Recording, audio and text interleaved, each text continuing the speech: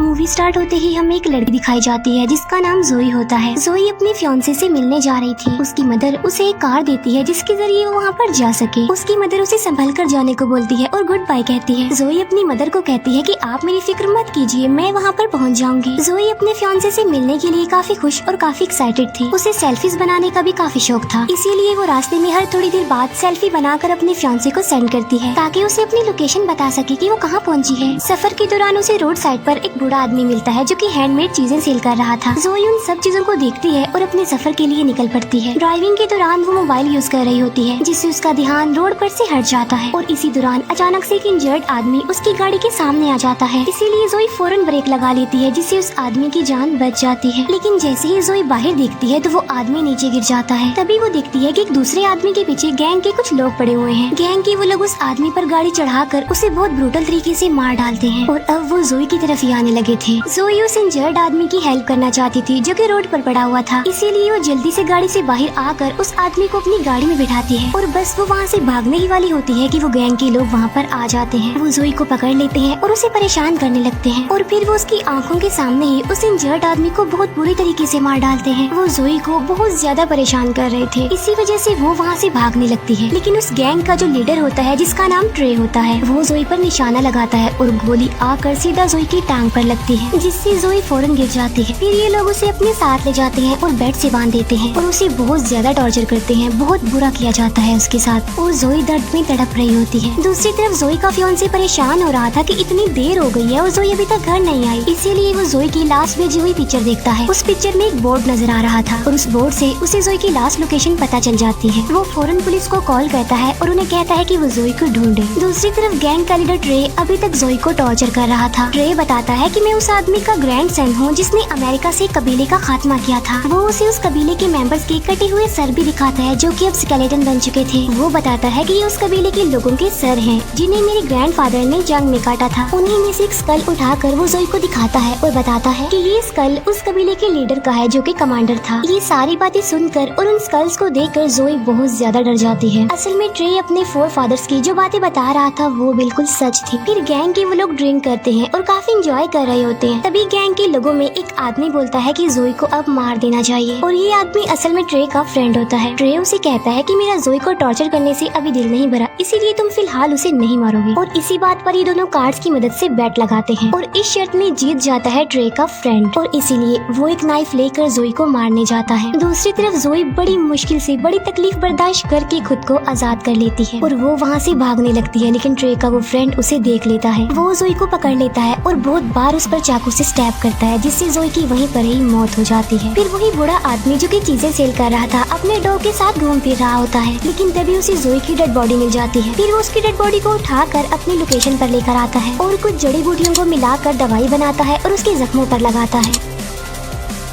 यहाँ पर हम ये जान पाते हैं कि ये बूढ़ा आदमी भी उसी कबीले से बिलोंग करता था जिसे ट्रे के ग्रैंडफादर ने मारा था। ये बूढ़ा आदमी कुछ स्पेल्स यानी मंत्र बोलकर रिचुअल करता है ताकि जोई की सॉल फिर से उसकी बॉडी में आ सके और इसी दौरान जोई की डेड बॉडी हवा में फ्लाई करने लगती है। असल में उसके अंदर सच में कोई सॉल आ चुके थे। जोई का चेहरा डरावना हो गया था, यानी उसकी आंखें काली हो गई थी और वो उस बूढ़े आदमी पर अटैक कर देती है। लेकिन बहुत जल्द वो बूढ़ा आदमी जोई को बेहोश करने में कामयाब हो जाता है। फिर जोई का फियांसे भी यहाँ पर आ जाता है और वो एक होटल में रुक जाता है। फिर हमें जोई दिखाई जाती है। जब उसे होश आता है तो वो सिटी एरिया में आ जाती है जहाँ पर उसे एक पब्लिक टेलीफोन दिखाई देता है। फिर जोई उस फोन से अपने फियांसे को कॉल करती है और उसे बताती है कि मैं जिंदा हूँ और बिल्कुल ठीक हूँ। जोई का फियांसे उसकी आवाज सुनकर बहुत ज्यादा खुश हो जाता है और अब वो इस पब्लिक टेलीफोन की भी लोकेशन निकलवाता है और उस लोकेशन के लिए निकल पड़ता है। फिर जोई को एक पुलिस ऑफिसर दिखता है जिससे हेल्प मांगने के लिए वो आगे बढ़ती है, लेकिन तभी वो देखती है कि वो पुलिस ऑफिसर कोई और नहीं बल्कि गैंग के लोगों में से एक है और उसे देखकर जोई को बहुत ज्यादा गुस्सा आ जाता है। इसीलिए वो उसका पीछा करते करते एक क्लब में आ जाती है और गैंग का ये मेंबर जोई को देखकर काफी शॉक रह जाता है। जोई की आईज फिर से बिल्कुल ब्लैक हो जाती हैं। ऐसा लग रहा था कि फिर से उसके अंदर वो सॉल आ गई हो। यहाँ पर गैंग का वो मेंबर यानी ट्रे का साथी जोई पर अटैक कर देता है, लेकिन इससे पहले कि वो जोई को कोई नुकसान पहुँचा सके उससे पहले ही जोई उसका पेट फाड़ देती है और उसके सारे इंटेस्टाइन्स बाहर निकाल कर उसे मार डालती है। फिर एक फाइटर जोई को गन से शूट करने की कोशिश करता है, लेकिन जोई उसे चेयर मारकर बेहोश कर देती है। फिर जब जोई का फियांसे उस पब्लिक टेलीफोन की लोकेशन पर पहुँचता है है तो देखता है कि वहाँ पर पुलिस आई हुई है और वो पुलिस से जोई के बारे में पूछता है, जिस पर वो पुलिस ऑफिसर कहता है कि यहाँ पर किसी आदमी का मर्डर हुआ है और तुम जिसे यहाँ पर ढूंढने आए हो वो यहाँ पर नहीं है। जोई का फियांसे उस पुलिस ऑफिसर को कहता है कि मेरी फियांसी ने मुझे 1 घंटा पहले यहाँ से कॉल की है, जिस पर वो पुलिस ऑफिसर कहता है कि ओके ऑलराइट, मैं तुम्हारा केस बाद में देखूंगा। और तभी वहाँ पर ट्रे भी अपने गैंग के साथ आ जाता है और अपने साथी की डेड बॉडी को देखकर वो शदीद गुस्से में आ जाता है। उसे कुछ भी समझ नहीं आ रही थी कि आखिर उसके साथी को किसने मारा होगा। तभी इन लोगों के पास जोई का फियांसे आता है। वो उन्हें जोई की पिक्चर दिखाता है और पूछता है कि क्या तुमने इस लड़की को देखा है। जब वो लोग जोई की पिक्चर को देखते हैं तो उसके फियांसे को कहते हैं कि वो जल्दी से यहाँ से चला जाए। लेकिन जब जोई का फियांसे उन्हें ये बताता है कि 1 घंटा पहले जोई ने मुझे इस लोकेशन से कॉल की थी, तो ये सुनकर गैंग के वो सारे लोग हैरान रह जाते हैं और जोई के फियांसे को मारने के लिए आगे बढ़ते हैं। लेकिन तभी वो पुलिस ऑफिसर वहाँ पर आ जाता है और उन्हें वहाँ से जाने के लिए बोलता है। जोई की जब आँख खुलती है तो वो खुद को एक शेड में पाती है। तभी अपने आप से ही एक रूम का डोर ओपन हो जाता है और उस रूम में हर तरह के टूल्स पड़े हुए थे। जोई वहाँ से एक बो एंड एरो यानी तीर कमान उठाकर वहाँ से चली जाती है। फिर गैंग के वो लोग वहाँ पर जाते हैं जहाँ उनके साथी ने जोई को मारकर दफनाया था। वो लोग दिखते हैं कि जोई की डेड बॉडी वहाँ से गायब है। वो लोग सोचने लगते हैं कि आखिर जोई की डेड बॉडी कहाँ गई है और कहाँ पर जा सकती है। फिर वो साथी जिसने जोई को मारा था वो बोलता है कि शायद उसकी डेड बॉडी को कोई जंगली जानवर लेकर गया होगा, क्योंकि ये मुमकिन ही नहीं है कि जिसे मैं मारूं और वो बच जाए। लेकिन ट्रे को इस बात पर बिलीव नहीं होता। फिर ये लोग कुछ टाइम से अपने घर से कहीं दूर जाने का प्लान करते हैं, पुलिस के डर से कि कहीं पुलिस उन्हें अरेस्ट न कर ले। इसीलिए वो सब अपने अपने घर जाकर अपना सामान पैक करने लगते हैं। लेकिन फिर ट्रे का एक साथी जब अपने घर से निकलने वाला होता है तो वो दिखता है कि किसी ने उसकी गाड़ी पर तीर मारे हुए हैं। ये देखकर ट्रे का वो साथी डर जाता है और फौरन उसे वॉइस मैसेज छोड़ता है। वो बताता है कि मुझे ऐसा लग रहा है कि शायद वो लड़की यहीं पर है, मेरे आसपास है। तभी वहाँ पर जोई आकर उसे तीर से मारने लगती है। वो उसे बहुत ज्यादा तीर मारती है, उसे तब तक तीर मारती रहती है जब तक कि वो मर न जाए। इसके बाद ट्रे जब अपने साथी का वॉइस मैसेज सुनता है तो वो फौरन वहाँ पर चला जाता है। वहाँ जाकर वो देखता है कि किसी ने उसके इस साथी को भी मार डाला है।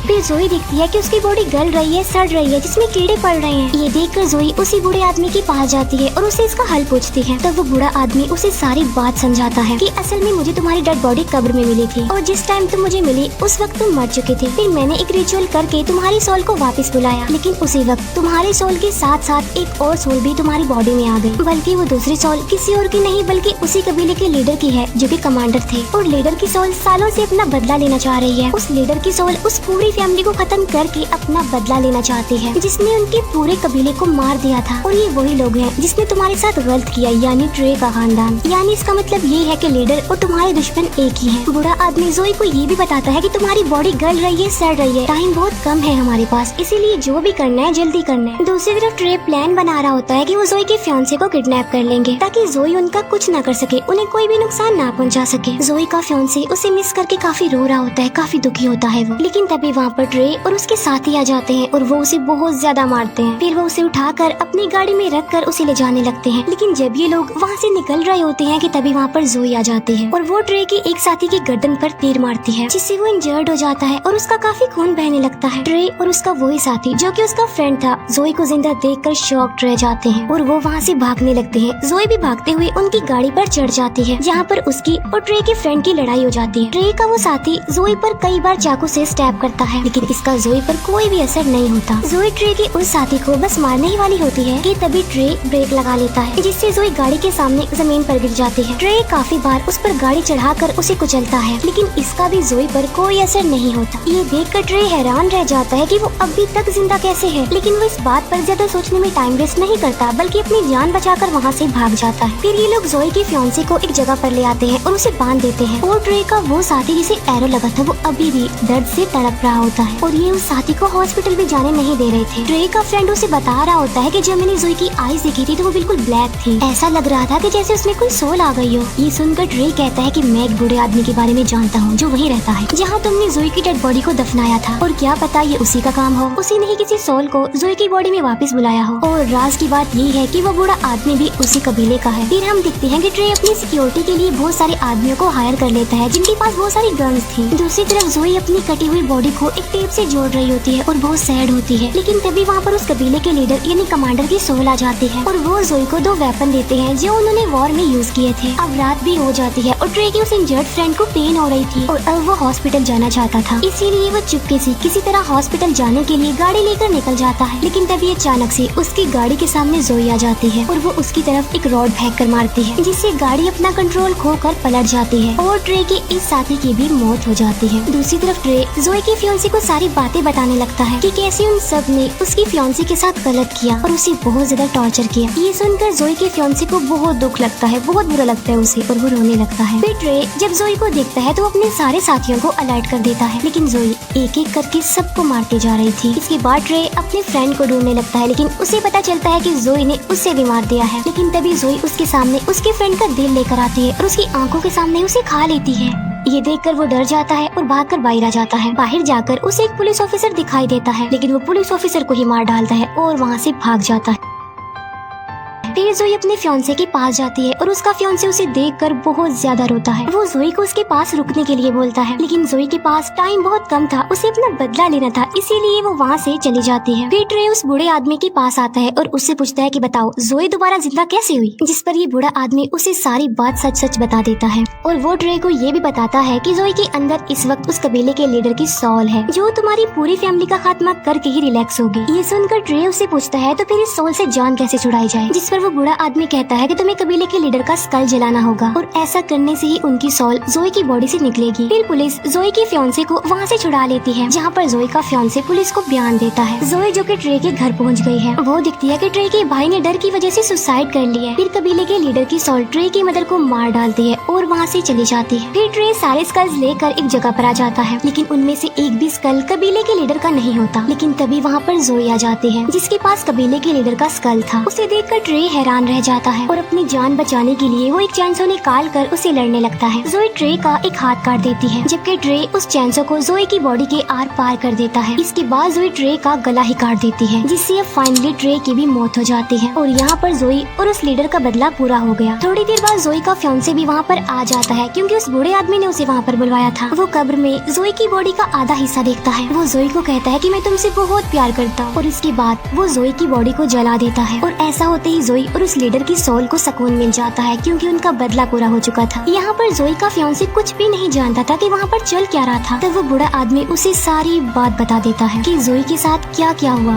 और उसने उन लोगों को क्यों मारा, और यहीं पर ये मूवी एंड हो जाती है। Thank you.